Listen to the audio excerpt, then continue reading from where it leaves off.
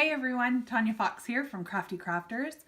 It's still winter in Alberta, so I'm enjoying my Tim Hortons coffee.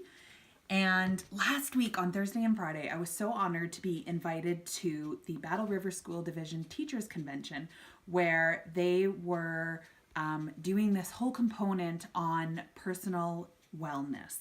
And part of that was learning some stuff that you can de-stress with. So I had this amazing group of 25 women that I got to work with and teach them how to crochet.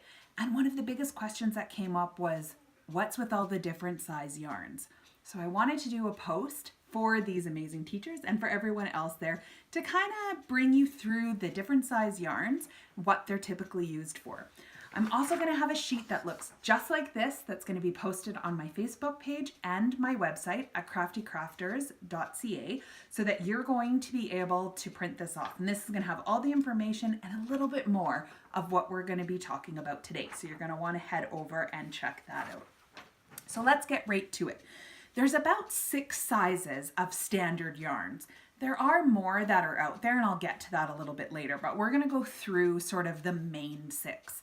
Now, I'm going to apologize to you right away. I searched my house to look for a size 0 yarn, and I couldn't find any anywhere. And I know I have tons somewhere, but of course, when you're doing this, sometimes it just doesn't work. So what it is it's like a crochet cotton, and that's typically what it's used for. So think of your grandma when she used to make doilies or those very thinly laced tablecloths. That's what that size yarn is. So I apologize I don't have it, but it's really, really thin. But I do have all of the rest. So the next one is a size 1. So this is typically called a sock yarn. This is Patons Kroy. It's my favorite sock yarn to do. It's 75% wool, 25% something else, nylon, but it's really great. So I really love this. And this is also sometimes called a fingering baby, but typically the size 1s are considered your sock yarns. Now, some of you might be going, well, how do I know it's a size 1?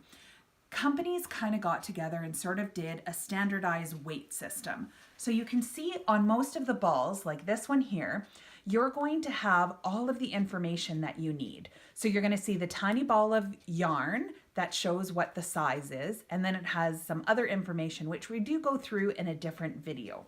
But that's how you're going to know what size it is. If you don't see the ball, usually they'll have the words written somewhere, but this is pretty standard. You see these almost everywhere. So, and if not, if you don't see it, ask the store owner. They'll be able to tell you what size weight it is. Now, you might also be saying, why do I need to know about weight? Well, if you're going on a project and you're not using the wool it suggests, knowing the different sizes of yarns and what they're typically used for can help you to substitute your yarn. So it's good to know. So our size 1. Next, we move to our size 2 yarn. Now you can see it's still quite thin of a yarn. So the smaller the number, the smaller the yarn. Now this is typically called a sport baby weight, or I hear it more often as just people calling it a number 2, or a large fingering weight. So there's many different terms for everything. It just depends who you talk to. But I will typically use this if I'm doing more lacy work or if I'm doing really fine baby stuff that I want a lot of detail to. That's typically when I'll go to a size 2 yarn. Now our size 3 is what we call our DK weight, or light worsted. Sometimes you'll hear that, or you'll just hear baby weight, because typically our size 3 yarn is just that. It's a baby weight.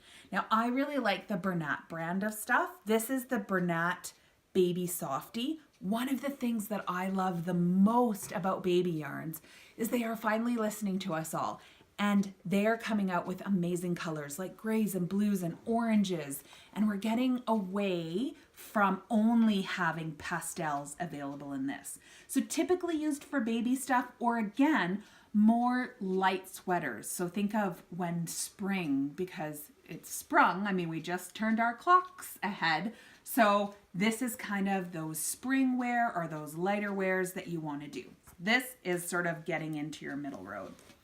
Now your size 4 is your worsted weight or your Aran weight or Afghan weight. Don't really hear the Aran, usually worsted weight. So it's a number 4. It is your middle road yarn. It's the most typical one that's out there. Now you'll notice here, I'm going to pull a strand from both of these. These are 2 different brands, but they're actually the same size yarn. But depending how you look at them, they can almost look like they're 2 different sizes. So there is a reason for that. And I'm going to show you in our next size, which is a size 5. Now our size 5 is starting to get into chunky weights. So typically the 5 is called a chunky, and then everything after that is called bulky. But your size 5 is just that. It's just getting bigger. This is a Patons Classic wool. It's really nice. These are typically using like 8mm crochet hooks and needles, if you sort of think of it that way. So you're getting the fatter yarn. Now this nice little messy ball here is Fun Fur. Now some of you, especially if you're crocheters, are like, oh, I hate working with that stuff. But this is actually classified as a size 5 as well. So you can see when you look at them side by side, this one here, your Fun Fur, looks like it actually would be quite smaller. But here's where the yarn, actually paying attention to what it says on the ball, is important, because it's not how it looks on the ball.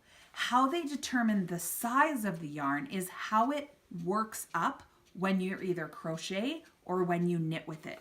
So even though this one looks small, because it has all of the eyelash, when you knit with it, it actually will bulk up and take on the characteristics of a size 5 chunky. So don't be fooled by the size. Always make sure that you go by the ball. Then our last one, which is our size 6. So our size 6 is getting into, like I said, our bulky yarns. Now, some of you might be going, I've knit with bulkier stuff than that. And you're right. We have gotten really, really big. Some huge, like almost the size of a rope. And they will keep getting bigger, and then we'll see them start to shrink down. So the trend is sort of heading back down to the smaller wools. But these ones here that you see before you on the table are yours, well, one that's missing, but your 0 to 6 on your yarns. These are your most standard ones that you can find in almost any store. So I hope that helped you a little bit. Now, as I said before, I'm going to have this sheet that I hand out to all of my students available on our website and on our Facebook page, so you can print it off. And this sheet also gives you a bit more information on the typical size hooks you would use and sort of the standard gauge for that type ball. So it's a good thing to add into your knitting or your crochet kit to have with you when you're heading out. So I hope this video was helpful to you. Don't forget to subscribe to our YouTube channel so you too can get all of the updates on our upcoming videos. So on behalf of Lily and myself, we want to wish you a very warm and crafty day.